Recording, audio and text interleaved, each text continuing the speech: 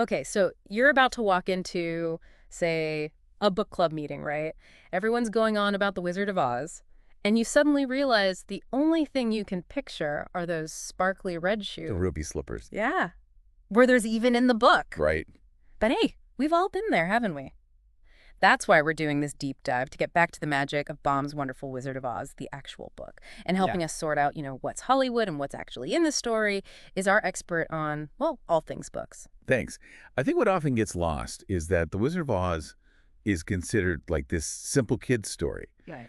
But when you look at how Baum introduces it, he calls it, and I quote, a modernized fairy tale, which tells us he wasn't just like making things up as he went. He's drawing on this rich tradition of, folklore and myths. So there's more going on than just like a bedtime story. What kind of deeper stuff are we talking about? Well, think about Dorothy. Okay. She wants to go home, right? That's the whole thing. But it's not as simple as just a place, is it? No, I see what you mean. She's searching for this sense of belonging, like a purpose. And I mean, isn't that something we're all trying to figure out in our own lives, no matter how old we get? Absolutely. I mean, that whole somewhere over the rainbow thing Right. totally resonates, even as an adult. And speaking of rainbows, Baum paints a pretty vivid picture of Oz with all the colors, right? Yeah. We've got the blue munchkins, the yellow winkies. It's like stepping into one of those kaleidoscope toys. And then there's Kansas, described as, what, dull and gray. Yeah. And I think that's the key, because Baum isn't just, picking colors out of a hat. No, there's a meaning behind it. Right.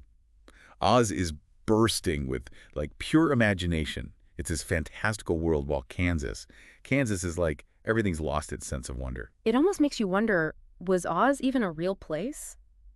Or was it just something Dorothy dreamed up? That's the beauty of it, though, isn't it? Yeah. Baum leaves that open to us. Whether it was real or all in her head, Oz shows us how powerful our minds are, how we can find magic in the everyday if we just know where to look. And talk about finding the extraordinary within. We've got to mention the Scarecrow. I mean, the guy's dead set on getting a brain, but he's already pretty clever, don't you think? Oh, absolutely. He's full of surprises. Like when they're stuck in that poppy field, Yeah. who's the one who figures out how to use those little field mice to escape? The Scarecrow, that's right. And don't forget, he builds that raft to get them across the river. Exactly. May not be textbook, but he uses what's around him. That's the point Baum's making. Intelligence isn't just knowing stuff. Right. It's more than that. It's how you adapt, how you solve a problem. So maybe the real journey for the Scarecrow isn't about getting smarter in the way he thinks, but realizing the smarts he already has. See, now you're getting it. And I think that's where Baum wants us to look at ourselves. Like, what do we consider intelligence? Are we giving enough credit to people who think outside the box? Which leads us to another character who never seems to give himself enough credit. The Cowardly Lion. Oh, the lion. Wants courage more than anything, yet every time they're in a tough spot, he's the first one to jump in. Well, think about when those Kaledias attacked. Yeah, those things were scary. He could have hidden, easily. But he didn't. He charged right in, protecting his friends without even thinking twice. He fought that giant spider, too. It's almost like Baum is saying, look, courage isn't about never being afraid. It's about what you do when you are afraid. That's good. Because the lion might want courage, but his actions, they're screaming that he already has it. And you know what's funny? Even after he's proven himself, like a dozen times, the others still call him cowardly. It's like, come on, give the guy a break. I know, right? It just shows you how much words can affect us. For real. How we can start believing those labels even when they're totally off. Yeah, he thinks he's a coward, even when he's being, well, kind of a hero. Exactly. Maybe that's his real journey. Not finding courage, but seeing the courage he already has. Kind of makes you think, right? Yeah. Makes you think we're all guilty of that a little bit, Like doubting ourselves, thinking we're not good enough. A little bit of imposter syndrome, maybe? Totally. But speaking of hidden depths, what about the wizard himself? I mean, that whole reveal, when they realize he's just a humbug. Oh, that's a good one. It changes everything, doesn't it? It does. Because at first you're like, wait, is Baum serious? Is he really pulling the rug out from under them? You're right. Like, if the wizard's just some guy, does that mean their whole journey was a waste? Exactly. Yeah. Like, what's the point of a diploma if the guy who gave it to you is a total fake? Right. But here's the thing. What does the wizard actually do for them? Think about it. Okay, He doesn't magically give them what they want, does he? He shows them they had it all along. I see what you mean. Like he guides them to discover it within themselves. So it's not the wizard's power that matters, it's their own self-belief. Exactly. The scarecrow's brains, the Tin Man's heart, the lion's courage, all those qualities were already there. They just needed to believe in themselves, to see them, to use them. It's almost like the wizard, even though he's faking it, he plays a part, you know? Wow, that's kind of a mind bender, isn't it? A fraud who accidentally helps everyone find their true selves. Right.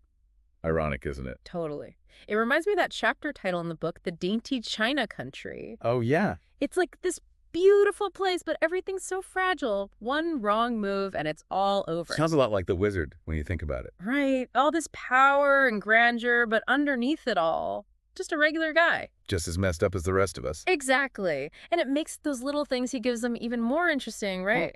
Like, the Scarecrow gets a diploma. Okay.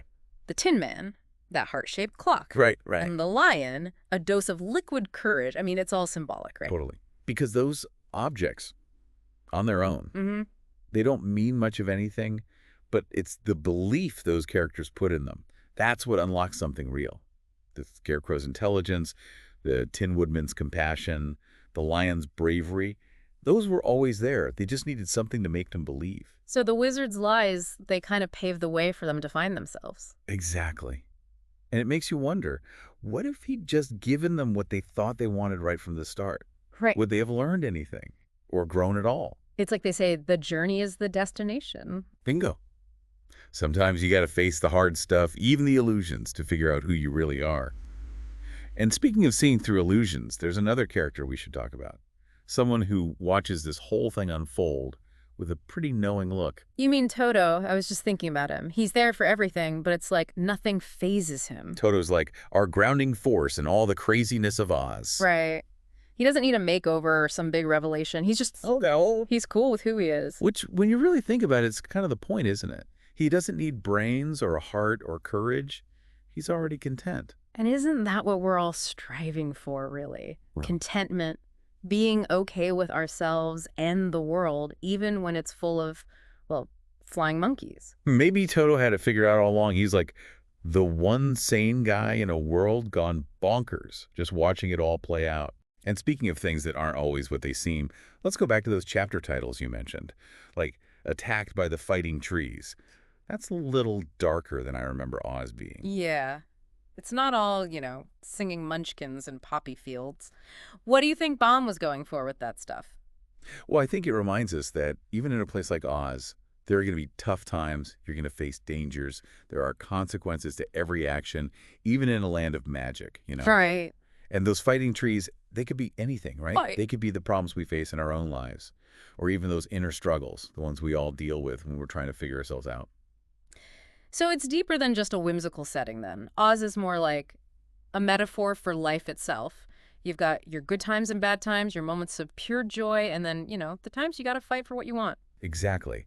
And that brings us back to Dorothy, who, let's be honest, sometimes gets overlooked as a character. Oh, totally. Everyone thinks she's just along for the ride, swept up in the cyclone, and then poof, Yeah. back home again.